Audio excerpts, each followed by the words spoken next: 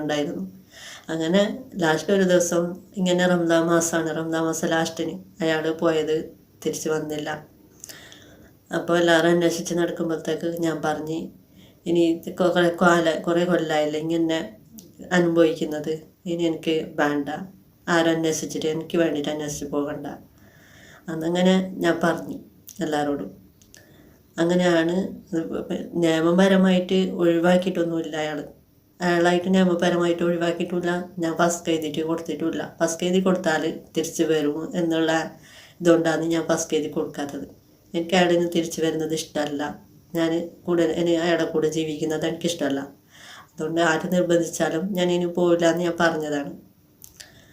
അങ്ങനെ ഞാൻ ഉമ്മാൻ്റെ കൂടെ തന്നെ ജീവിക്കുന്നുണ്ടതാണിപ്പോൾ. മക്കളൊന്നും ഇല്ല. ഞാൻ ആദ്യം കല്യാണം കഴിച്ച് 1 വർഷത്തിൻ്റെ ഇടയിൽ ഒരു കുഞ്ഞുണ്ടായിരുന്നു എനിക്ക്.